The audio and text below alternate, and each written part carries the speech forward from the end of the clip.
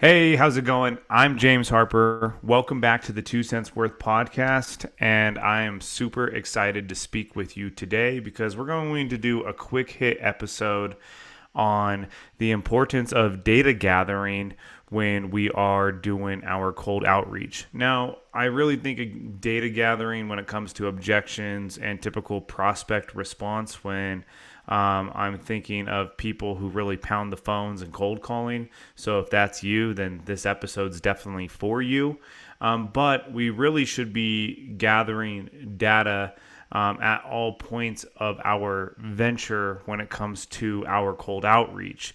The main reason because we want to find commonalities between objections that our prospects might have. A good colleague and partner of mine, our VP of Sales at Dayporter, Angel Sandoval, always tells our call team every cold call isn't just meant to set an appointment or create a potential opportunity, but it's meant to data gather. And really, the point there is rather simple. When you are reaching out to thousands, if not, or hundreds, if not thousands of people every single week, you definitely want to see and measure what type of response you're getting. And not just the good response, because we so often want to cling to the success. The adage of success leaves clues. Yeah, that makes sense. But guess what? We can also learn from our losses as well, and we should. And losses don't always have to be a negative in this scenario. It could just be a prospect that's not interested, or maybe we were just a little bit off base with our outreach and what we sent to that person just wasn't relevant. This is the type of information and the type of data that we need to be gathering with our cold outreach and seeing if there's any common trends or commonality within those objections, within those losses, which will actually help us narrow in more on the best prospect profile. You guys have heard, if you follow this show at all, the importance of target, of a customer profile, an ICP, an IPP, whatever you want to call it. Knowing your prospect is of the utmost importance before any type of cold sales outreach campaign goes out there. And if we want to take that a step further, we need to know what our prospects feel and how they respond when we finally do make contact with them. And I think this is a big missed opportunity in the sales game that so often we really double down and we narrow down on the win column, which we should because we've seen success. We want to duplicate that. But all too often, I've done this in the past, we overlook the loss column or the objection column. But if I reach out to 100 people, the next thing I know, out of those 100 of them, 70% have a commonality in their response. I really need to see what my outreach was that prompted that response. Or maybe it's not my messaging in the outreach, maybe it's the person I'm reaching out to. What's prompting a common response among your prospects? This is something that we always have to measure.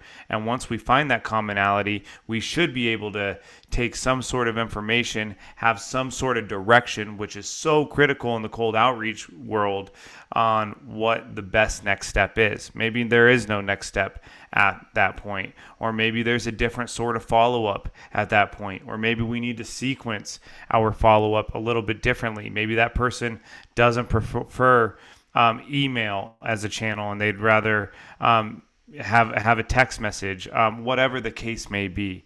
A lot of the times, especially going back to the cold call realm, it's very typical to get the objection of, hey, you know what, I'm busy right now, send me an email, just to find out that email is actually that prospect's preferred communication path, and you set the meeting through an email. We talked about that a few episodes ago, turning that common cold call objection actually into an opportunity. So the point of this episode is really to ask you, how are you data gathering when you're out there in the cold outreach world? Whether you're sending emails, whether it's a slew of texts, whether you're someone that does it all, does a little bit of LinkedIn navigation, goes ahead and you're heavy on the email game and also picks up the phone. If that's you, then I definitely encourage you to be data gathering and not just looking at the successful campaigns and the successful prospects you were able to warm up and engage, but really the ones that have given us some sort of objection. I love when we see a commonality amongst objections because it tells us exactly what we're doing to spark that objection. Maybe it is something within the message. Maybe it is something within our target prospect that we're just off base about. I mean, listen, guys, as much as we like to think we always know what we're doing and we always know what our prospect wants and we know best, the truth is the cold outreach game, it's a little bit of a guess. Inevitably for every campaign when you start out. And until you start seeing that engagement and that response, sometimes you just don't know if you're on target or if you're totally off base. So I'm asking you, especially if you manage a sales team, how are you data gathering? And are you actually data gathering your objections? Because when you data gather your objections, you're going to find a commonality, and that commonality will give you direction on what to do next with that prospect. Hey guys, if you enjoyed this podcast, by all means, please tell a friend to tell a friend, like, subscribe, share it, send it to a colleague. Just organically helping us get the word out is more than anything. We're now a top 50 iTunes rated B2B sales podcast. That's thanks to you. We're super stoked about that. There's a lot of content and a lot of great content out there when it comes to the cold outreach game. And the fact that you guys maybe have listened to us, listened to me is totally kick-ass, and I appreciate that immensely. So if you're watching this on video, like it, subscribe, comment, tell me something about it. Tell me where I'm wrong. Tell me where I'm right. Tell me what you do from a data gathering standpoint. Or if you're just listening to this, wherever you're listening it to, definitely any type of review you can leave, good, bad, and different. We don't care.